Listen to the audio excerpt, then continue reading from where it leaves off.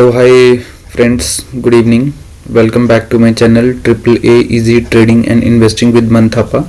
तो आज जो है मैं आपके लिए एक नया स्टॉक लेकर आया हूं जिसका नाम है डॉक्टर रेड्डी लेबोरेटरीज लिमिटेड। तो आज इस कंपनी के बारे में हम डीप डाइव करेंगे और इस कंपनी के बारे में जो है हम बेहतरीन तरीके से जो है अंडरस्टैंडिंग करेंगे कि ये जो कंपनी जो है वो क्या करती है और हमें जो है इस कंपनी को जो है किस तरीके से देखना चाहिए और इन्वेस्टमेंट के लिए ये कंपनी किस तरीके से है। तो doctor Reddy laboratories limited is leading India based pharmaceutical company which offers a portfolio of product and services including the active pharmaceutical ingredients, custom pharmaceutical services, generic biosimilars and differential formulations। तो आपको पता लगे कि कंपनी जो है ये 4-5 चीज़ों में काम करती है।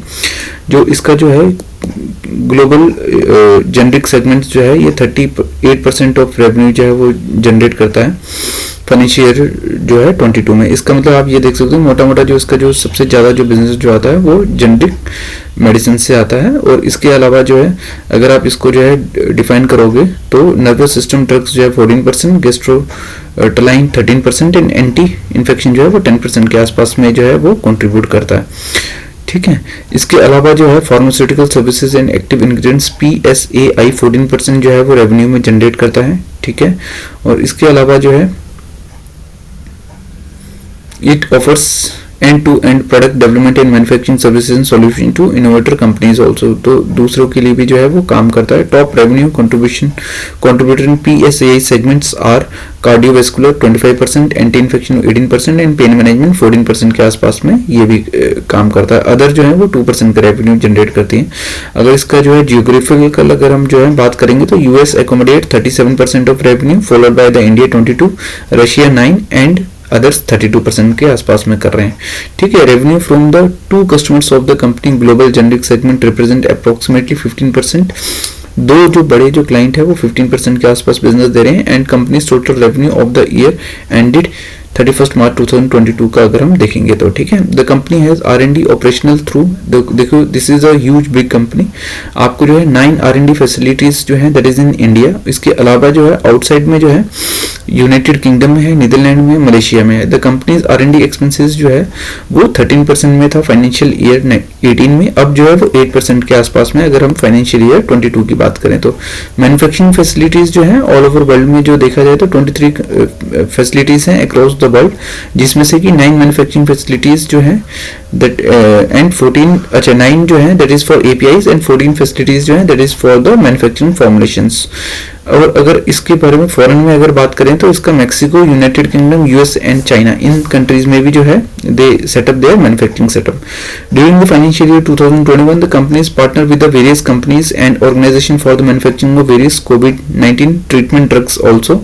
तो इसने जो है काफी जो है COVID-19 के आसपास में काफी कंपनीज के साथ में मिलकर कुछ कंपनी जो है मेन ड्रग्स भी बनाए थे, जिसमें से मेन जो था वो रेमडेसिविर था, एविगन था, मोलनुपिराविर, पार्टिस, सिनिब and various other critical drugs. ठीक है, तो इसका जो प्रोडक्ट जो है इसका जो है जेनरिक मेडिसिन से में जो है ये काफी जो है वो डीप है। इसके अलावा जो है they are focused on the niche product which is basically they want to make injectables and biosimilars which are expected to be provide a boost to its revenue and profitable in the medium terms। तो coming times में जो है you are going to get a sales jump, revenue jumps and profit jumps due to these particular new products।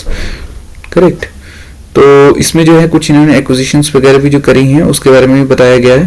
तो generic injectable products from the deer park Illinois based on Atios Pharmaceuticals with an upfront payment of $5 million in cash plus the contingent payment of up to $45 million। The acquisition supports Dr.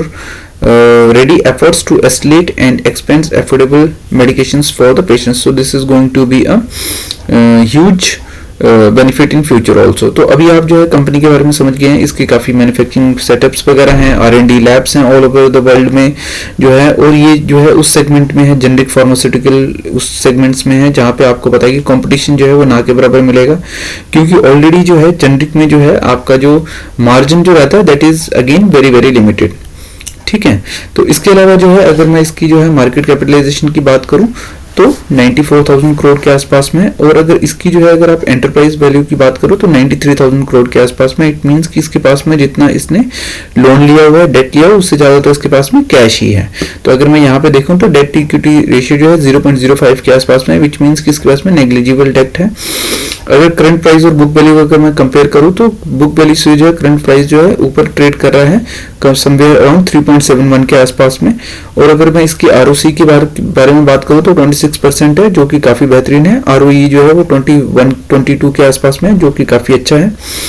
Peg ratio है 0.48 के आसपास में, which is again very very good. Industry PE जो है वो 37 है, और इसका जो खुद का जो पीई है वो 18.6 है। इट मींस कि ये जो है 50% के आसपास में जो है इंडस्ट्री पीई से डिस्काउंटेड में जो है अभी वैल्यू कर रहा है। इसकी प्लेजिंग परसेंटेज जो है वो 0 है, which is again very very positive side for us. पोस्टरेट स्कोर जो है वो 8 है, which is again a very good score. ठीक है, इसके बाद में जो है इसका जो है एक बार चार्ट एनालिसिस कर लेते हैं। अगर मैं लास्ट 10 ईयर्स का अगर मैं डेटा देखूं तो जैसे कि आप देख पा रहे हैं कि 2021 जुलाई के आसपास से, और या फिर आप जो है ये वाला डेटा ले सकते हैं सितंबर 2020 से अभी तक जो है इसने कुछ खास रिटर्न नहीं दिया है। ऑलमोस्ट 5% के आसपास में मूवमेंट है, और ये अपने ऑल टाइम हाई के बिल्कुल पास में है। करेक्ट। तो ऑल टाइम हाई इसने काफी रिसेंटली जो बनाया था अगस्त में, उसके बाद में जो है यहाँ पे कंसोलिडेशन करने के बाद में अपने ऑल टाइम हाई के बिल्कुल पास में ही है। तो अगर मैं जो है इसको, अगर मैं इसके पीछे वाला जो इसका जो प्राइस है जो कि 2021 में था, वहां से अगर मैं देखूं तो वहां से कितना डिफरेंस आ गया है। 2021 में जो उसकी जो सेल थी वो 19,000 करोड़ से लेके अभी जो है वो 26,000 करोड़ हो गई, विच इज ऑलमोस्ट 1.5x के आसपास में। और इसका जो नेट प्रॉफिट जो है जो 2,000 करोड़ का होता था वो 5,000 करोड़ के आसपास में आ गया, विच इज अगेन 2.5x का जंप। तो इसमें हम ये देख लेते हैं क्या इसमें अदर इनकम का बहुत ज्यादा रोल तो नहीं है। तो हम जैसे कि देख पा रहे हैं अदर इनकम का जो है इसमें बहुत ज्यादा रोल नहीं है, जो कि नॉर्मली रहता है। करेक्ट। तो इसके बाद में जो है हम जो है हमने ये तो देख लिया कि इसका जो है काफी अच्छा जंप हुआ है रेवेन्यू एंड सेल्स में। अब ये देख लेते हैं कि अब जो है हमें ये कितने पीई मल्टीपल में मिल रहा है। तो अगर मैं इसका जो है अगर अभी का पीई मल्टीपल देखूं 10 ईयर्स के हिसाब से जो है हमें जो है मीडियन से कम में मिल रहा है। 5 ईयर्स के हिसाब से भी जो है हमें मीडियन से कम में मिल रहा है। 3 ईयर्स में भी मीडियन से कम में है। 1 ईयर से भी मीडियन से कम में है, और 6 ईयर्स में भी जो हमें मीडियन से कम में मिल रहा है। ठीक है, ये तो हमने बात कर ली पीई रेशियो की। अगर जो है मैं इसको बुक रेशियो में अगर मैं इसको देखूं तो अगर इसको जो है 10 ईयर्स में भी जो है मुझे बुक वैल्यू की मीडियन से कम में मिल रहा है।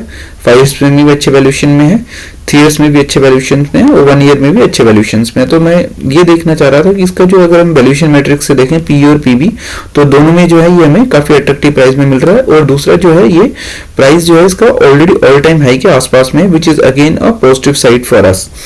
तो जो है ये किस तरीके से पॉजिटिव है ये मैं अभी आपको बताऊंगा। इसके प्रोज एंड कॉन्स से एक बार देख लेते हैं। ये जो इन्होंने काफी रिड्यूस डेप्ट करा हुआ है, ऑलमोस्ट डेट फ्री कंपनी है। CAGR जो है 38.8%, which is very very good. Company का जो है हेल्दी डिविडेंड जो है वो भी दे रही है 19.7% का। और कॉन्स इसका सिर्फ यही है कि इसका जो ग्रोथ जो है वो 11.6% से ग्रो करा पास्ट 5 ईयर्स में, which is for me that is good, because क्योंकि जो है अभी जितनी फार्मास्यूटिकल कंपनीज हैं उसमें थोड़ा सा जो है डाउनग्रेड सब में देखने को मिला हुआ है। ठीक है, पीयर्स से अगर मैं कंपैरिजन करूं तो इसका Sun Pharma, Cipla and doctor Reddy ये जो है अभी पीयर्स के कंपैरिजन में जो है नंबर 3rd लार्जेस्ट कंपनी है अगर मैं इसको मार्केट कैपिटलाइजेशन के हिसाब से देखूं। और जो है अगर इसका जो है मैं आरओसी आरओई देखूं तो आप ये देख सकते हो कि इसका जो है आरओई सबसे बेहतरीन है अपने जो है ऊपर की जो 2 बड़ी कंपनी है उनसे अगर मैं कंपेयर करूं। करंट मार्केट प्राइस और बुक वैल्यू को भी अगर कंपेयर करूं तो सबसे अच्छा वैल्यूएशन है। और आरओसी भी जो है अगर अपने में 2 बड़े लीडर सिप्ला और सन फार्मा से करूं तो बेहतरीन है। सेल्स वेरिएशन भी अगर मैं देखूं तो लास्ट 3 साल में 12% के आसपास में ग्रो करा है। अपने जो बड़े कॉम्पिटिटर हैं उससे अगर मैं देखा जाऊं तो काफी अच्छे पोजीशन में है। ठीक है, इसके बाद जो है हम जो है आगे जो है वो बढ़ लेते हैं। इसका जो क्वार्टरली रिजल्ट देख लेते हैं। क्वार्टरली रिजल्ट सितंबर में अगर मैं देखूं तो 5,000 करोड़ से इसने बढ़ा के जो है 5,700 करोड़, 6,000 करोड़ और अभी जो है 6,900 करोड़ के आसपास में पहुंच गया, which is again a very positive sales. उसके बाद में अगर मैं इसका जो है नेट सेल देखूं तो 700 करोड़ से बढ़ा के इन्होंने 900 करोड़ में पहुंचे थे, फिर ये 1100 करोड़ में पहुंचे हैं। और अभी इस बार सितंबर का अगर मैं देखूं तो ये 1500 करोड़ के आसपास का जो है बिजनेस अभी ये कर रहे हैं। और अगर मैं जो है ईयरली इसका देखूं तो ईयरली जो है जो ये लास्ट में जो है जैसे हमने ऑलरेडी बात करी थी 17,000 करोड़ से बढ़ के जो है ये 26,000 करोड़ के आसपास में पहुंच गए। जबकि जो इनकी जो नेट प्रॉफिट जो है वो 2,000 करोड़ से बढ़ के जो है 2,200 करोड़, 4,500 करोड़ और अभी जो है 5,000 करोड़। ऑल टाइम एवर जो है ऑल टाइम हाई जो है sale and all time high जो है इसका जो है नेट प्रॉफिट दोनों है। अगर जो है इसको मैं जो है अगर इसके कंपाउंडेड प्रॉफिट के साथ में अगर मैं कंपेयर करूं तो आप ये देखोगे इसमें जो सबसे बड़ा जो गैप क्रिएट हो रहा है ये 3 इयर्स के कंपाउंड में क्रिएट हो रहा है। इसका जो ग्रोथ जो है प्रॉफिट का ग्रोथ जो है वो 31% से बढ़ गया, जबकि इसका जो प्राइस जो है वो मात्र 4% बढ़ा है। अगर मैं 5 इयर्स का डेटा चेक करूं तो इसका जो प्रॉफिट जो है वो 40% जो है आसपास बढ़ा है, जबकि इसका जो प्राइस जो है ओनली 16% के आसपास में होगा। अगर मैं लास्ट 1 ईयर का भी डेटा चेक करूं तो वो 64% से आसपास का जो है इसका जो है प्रॉफिट ग्रो करा है, लेकिन जो इसका जो प्राइस जो है वो 31% के आसपास ही ग्रो करा है। तो ये जो डिफरेंस जो आ रहा है प्रॉफिट और इसका जो प्राइस है या फिर इसका जो सेल्स से भी जो डिफरेंस आ रहा है 12% और 4%, this is again a very huge gap. तो ये जो गैप जो है आने वाले टाइम में डेफिनेटली ये फुलफिल होगा। इसके बैलेंस शीट की अगर मैं बात करूं तो इक्विटी जो है वो 83 करोड़ के आसपास में है। रिजर्व जो है वो ग्रेजुअली बढ़ रहा है 7,000 से 12,000, 12 के बाद में 13,000, 13 के बाद में 17,000, 17 के बाद में जो है अभी जो है 25,000 करोड़ के आसपास में जो है इसका रिजर्व है। ठीक है। बोरिंग्स जो है इसकी कम हुई है, जैसे कि हमने जो है ये प्रोज में भी देखा था 22,000 से 3,000 से कम के जो है अभी 1323 करोड़ के आसपास में इसकी बोरिंग्स है। ठीक है। CWIP भी जो है इनका कुछ ना कुछ रहता ही है, काफ़ी जो है ये एग्रेसिवली जो है अपने आने वाले बिजनेसेस के लिए कुछ ना कुछ जो है वो अभी जो है वर्क इन प्रोग्रेस भी है। ठीक है। इन्वेस्टमेंट भी इंक्रीज हुई है, अदर एसेट्स वगैरह इंक्रीज हुई हैं। अगर आप कैश फ्रॉम ऑपरेटिंग अगर आप एक्टिविटी देखेंगे तो आप किसी भी साल का देख लीजिए हमेशा जो है पॉजिटिव में है। अगर सिर्फ मैं लास्ट का ही देखूं तो 6,000 करोड़ के आसपास में जो है इसका कैश फ्रॉम ऑपरेटिंग एक्टिविटी आया था। ठीक है। तो इन्वेस्टिंग भी जो है ये इन्होंने कुछ ना कुछ इन्वेस्टिंग करी हुई है, इसलिए जो है ये इन्वेस्टिंग जो एक्टिविटी जो है माइनस में है। कुछ जो है कैश फ्रॉम फाइनेंसिंग एक्टिविटी में जो है कुछ जो है इन्होंने कैश वगैरह जो है वो जो है रिपेमेंट वगैरह कुछ करा होगा, तो उसके हिसाब से जो है ये देखिए रिपेमेंट और बोरोइंग है, तो इसलिए जो है ये माइनस में दिखाई दे रहा है। तो दोस्तों ये भी आपको जानना जरूरी है कि इसमें जो है सिर्फ कैश फ्रॉम ऑपरेटिंग एक्टिविटी जो है ये पॉजिटिव में होना चाहिए, नेगेटिव जो वैल्यू जो होती है वो नेगेटिव काउंट होती है। लेकिन apart from this investing activity और फाइनेंशियल एक्टिविटी जो है वो अगर नेगेटिव में हो तो that is a perfectly fine for us. ठीक है। इसके बाद में जो है इसकी डेटर्स का जो है आप ये देखते हैं डेटर्स डेज जो है वो थोड़े से बड़े हुए हैं। पहले जो है 94 से जो है वो 107 आज के पास में आ गया है। इन्वेंट्री डेज जो है वो कुछ टाइम में जो है वो काफ़ी ज़्यादा हो गया था, 270 डेज के आसपास में हो गया था, अभी 230 डेज हैं, तो विच इज़ अगेन कम हुआ है जो पॉजिटिव साइड में है। ये सारी चीज़ें ठीक हैं। ROC अगर आप दोस्तों ये देखो कि ROC जो वो बेहतरीन है 11, 16, 14 और 27%। इस टाइम में जो है डेफिनेटली जो है कोविड के टाइम में जो है इस टाइम में इनका श्रिंकेज हुआ, लेकिन उसके बाद में अगर आप लास्ट 3 इयर्स का अगर आप देखते हैं तो अच्छा खासा जो है ROC भी अच्छा ही मेंटेन्ड है। शेयर होल्डिंग अगर आप पैटर्न देखें तो प्रमोटर की होल्डिंग जो है वो काफ़ी लंबे समय से जो है 27% के आसपास में ही है, लेकिन अगर आप जो है FII की होल्डिंग देखेंगे तो जो 9% में हुआ करती थी लास्ट 10 सालों में वो बढ़ के जो है 27% से जो है अभी 28%, 62 मीन्स ऑल टाइम हाई पे जो है FII की होल्डिंग है। इसमें DII की अगर मैं बात करूं तो जहां 5% होता था वो उन्होंने बढ़ा के 21% से जो है 21% तक करा था, उसके बाद में जो है अभी 18% के आसपास में, जो कि again a very good holding. Public का जो होल्डिंग है वो भी 8% से जो है वो 25% हो चुका है। तो बीच में जो है अगर मैं बीच का देखूं तो ये 24% हुआ था, फिर 23% हुआ, फिर जो है अभी ये 25% के आसपास में आ गया है। ठीक है। तो पब्लिक में भी जो है दोस्तों मैं आपको ये बताना चाहूंगा कि यहाँ पे जो है 25% पब्लिक का जो है अगर होल्डिंग देखा जाए तो इसको काफी पॉजिटिव नहीं माना जाता, लेकिन अगर यहाँ पे देखा जाए तो JP Morgan Chase बैंक जो है इसने ही जो है इसमें जो है 15% के आसपास का जो है इसी का होल्डिंग है। तो इट मीन्स अगर आप प्योर पब्लिक देखेंगे तो समवेयर अराउंड जो है आपको 10% के आसपास का ही होल्डिंग है, which is again a positive side for अस। और अगर आप ये देखेंगे जो JP Morgan जो बैंक जो है इसमें जो है इसने जो है इन्वेस्टमेंट बढ़ाई हुई है 11 से 12, 14 से अभी जो है 15% के आसपास में जो है इसने इसमें स्टेक ले रखा हुआ है। ठीक है। तो दोस्तों अभी जो है हमने जो है हमने ये देखा कि अगर जो है इसको जो है मैं प्योर फंडामेंटल प्रोस्पेक्टस के हिसाब से देखूं तो ये काफ़ी बेहतरीन मुझे डील लग रही है।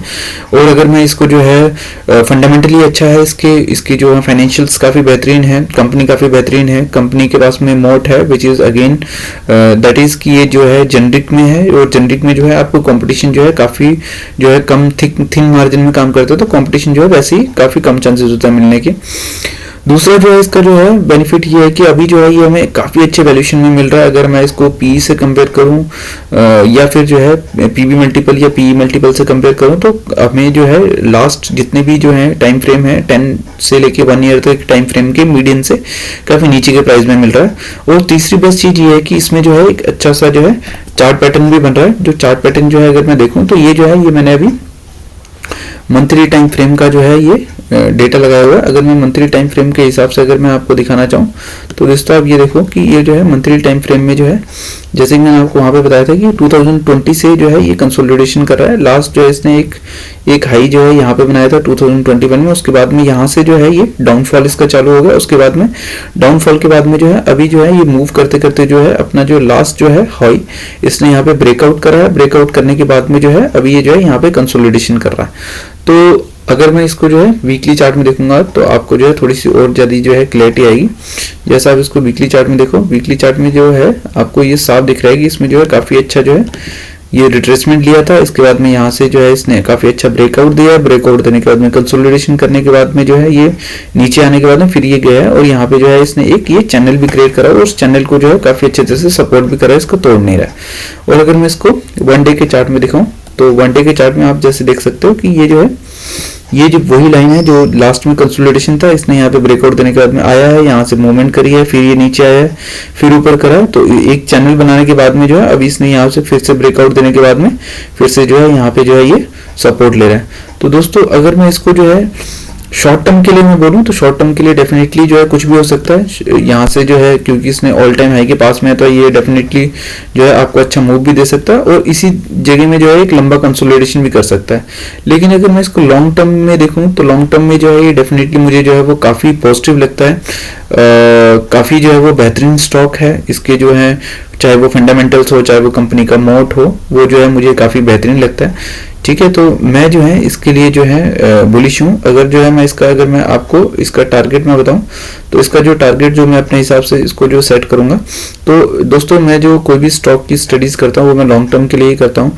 तो इसको जो है अगर मैं रखूँगा तो इसको जो है इसका जो मैं जो टारगेट जो मैं देखूँगा उसके जो है ये 2 टारगेट जो है ये मैं रखना चाहूँगा। इसका जो पहला जो है ये टारगेट मैं इसका पहला टारगेट रखूँगा इसका जो कि ये जो है आपका 6282 के आसपास में है, जो कि इमीडिएट टारगेट है, जो कि मेरे को लगता है कि विद इन 6 मंथ्स में अचीव होना चाहिए।